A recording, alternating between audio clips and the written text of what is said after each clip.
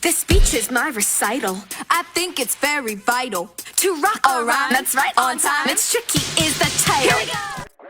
Sadly for many fans, The Chilling Adventures of Sabrina is going to be ending with its upcoming Season 4. The show has been a wonder for many, especially since it's a lot darker than the classic Sabrina series, starring Melissa Joan Hart. This one is more faithful to the comic book material, and it's produced some harrowing and intense moments. But it's also shown off some cool Easter eggs in ways that you honestly might not have spotted upon your first or even second viewing. As such, allow us to show you 14 Chilling Adventures of Sabrina Easter eggs you missed.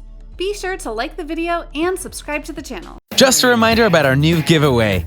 We're giving away the new iPad Pro or the new iMac Pro. The choice is yours. All you have to do is watch the full video, leave a like, comment the keyword hidden in the video, and make sure you're subscribed. It's that simple. Number 14. The comic book style entrance. The opening to series like Chilling Adventures of Sabrina are everything, and this one is littered with all sorts of references. Mainly because it pulls from the actual horror comics the Netflix series is based on. This includes the true face of Madame Satan and Aunt Hilda in the form of a spider, which we're sure is as haunting for you as it is for us.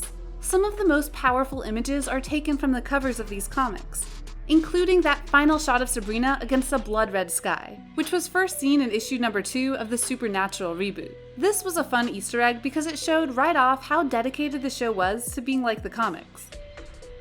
Number 13. Teacher names. Heading now to part 2 of the series, when the students of the Academy of Unseen Arts are introduced to their teachers, you see some very interesting names among them. First up, you've got Brother Lovecraft, a clear reference to the iconic occultist writer H.P. Lovecraft. Then there's Brother Bierce, a potential nod to 19th century fantastical author and poet Ambrose Bierce.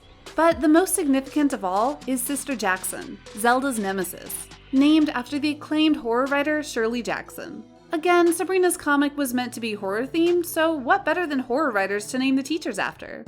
It's very much a case of paying it forward. Number 12. The Archies. In the very first episode, another throwback to the old Archie comics can be seen while Sabrina is having lunch with her friends. Printed across her mug is an image of the Archies, a band formed by Reggie Mantle, Jughead Jones, Veronica Lodge, Betty Cooper, and of course, Archie himself. There have long been rumors of a crossover between Sabrina and Riverdale on the CW, but it never came to be, and yet, not unlike the comics, they really do have a connection with one another. So wouldn't that mean that Riverdale does exist in the world of Sabrina in some way? You decide. Number 11. Similar Experiences.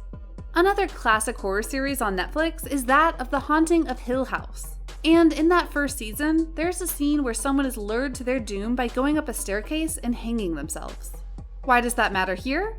Well, it happens in Sabrina too. After Shirley pulls a prank on Aunt Zelda, Zelda uses her magic to go and control Shirley and basically recreate the scene from Hill House. The only catch is that Zelda stops Shirley just before she steps to her doom. Talk about your similar fates. Number 10. Jughead. Remember that Riverdale crossover we mentioned?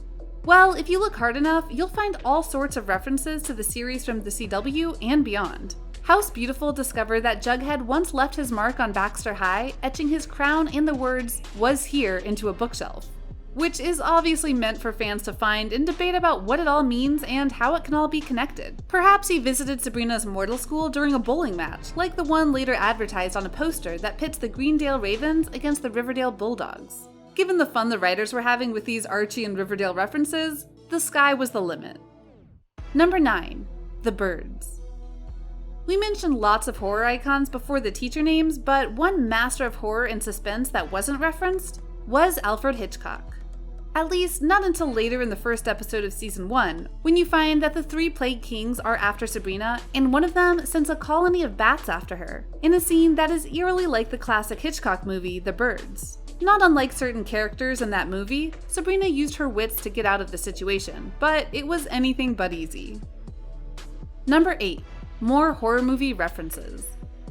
You almost have to wonder if the writers for Sabrina just wanted to do every horror movie reference they could in order to have fun and just make horror fans go crazy. And honestly, they did a good job. The most obvious takes place in the Exorcist-inspired episode where Hilda, Sabrina, and Ms. Wortwell walk up to the Putnams' ominous, fog-shrouded home. More subtle nods can be spotted throughout too, including the moment where the trees grab hold of Sabrina in the woods, a la Evil Dead. Later on, Harvey Kinkle also wears an outfit in his bedroom that's a direct callback to Johnny Depp's character from Nightmare on Elm Street too. So big or small, this series really has it all. Number 7. The Store. For the love of Easter eggs, Dr. Cerberus' bookshop is a treasure trove of callouts.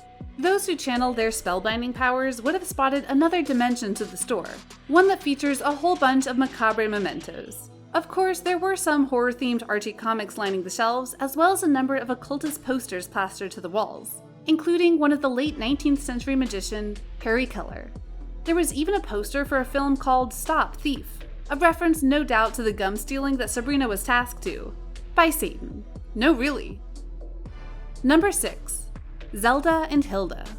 The complicated relationship shared by Sabrina's two aunts is an undeniable highlight of the show. Early on, the violent extent of their relationship is revealed when Zelda kills her sister in a fit of frustration, and we soon discover that this isn't the first time Hilda has been murdered by her either. This unique aspect of their relationship bears a striking resemblance to the comic book characters Cain and Abel that creator Neil Gaiman lifted directly from the Bible for his Sandman series. As if the parallels weren't clear enough, the soil which Hilda claws her way out of after every murder is even called the Cain Pit. Coincidence? We think not. Number 5. Arkham. In episode 4, when Harvey is told he hangs between two futures, the one far away beyond the town of Greendale turns out to be a Rhode Island facility called the Arkham Colony for the Arts. Sound familiar? That's because it's a name featured throughout the Batman DC universe. Except there, it's Arkham Asylum, and the word Arkham is taken from who? Yep, H.P. Lovecraft. Number 4. Zelda the Many-Tongued. Although Zelda may kill her sister on the regular, and often tries to rein Sabrina in to please the Dark Lord, she's also a fierce protector who would do anything for her family. While that all helps make her one serious badass, the most impressive thing about Zelda is that she reads newspapers written in a range of languages because she's just that talented. Number 3. Halloween. When Sabrina scrubs off the mandrake mud in the bath, Madame Satan's beast Adam arrives at the door covered in a white sheet. At first, the teen witch thinks it's Nick messing about, before realizing something far more sinister lurks beneath. This eerie moment bears a striking resemblance to the infamous scene in Halloween, in which Michael Myers dresses up as a ghost to trick Linda, who was waiting for her boyfriend Bob. It honestly would have been surprising if there wasn't a Halloween reference tucked away in there, you know? Number 2. The Room of Zelda and Hilda. Seriously, the team behind Sabrina put a lot of work into every aspect of the show. Fandom discovered that the production design of Hilda and Zelda's shared bedroom symbolizes their chaotic relationship they have that we pointed out. Zelda's half is colored purple to signify her love of rules and structure within the Church of Night, while Hilda's side is green, reflecting her gentle nature and the nurturing aspect of her personality. You almost have to wonder why they share a room when they clearly have issues. Number 1. Future Easter eggs. Trust us when we say that we only scratched the surface of how far this show has gone to make Easter eggs for the series, and make fans speculate as to what comes next. So, given that, you almost have to wonder what's going to happen in Season 4 of the show. How many more Riverdale references will there be, even though a crossover isn't going to happen? What other horror movies, or shows, or comics will be referenced? Will you be able to catch them the first time around? We're going to find out. So, what did you think?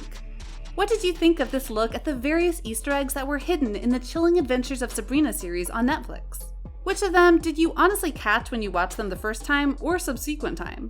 Which ones went right over your head? Do you know of other Easter eggs that perfectly fit on this list? Let us know in the comments below, be sure to subscribe, and we'll see you next time on the channel. Just a reminder about our new giveaway.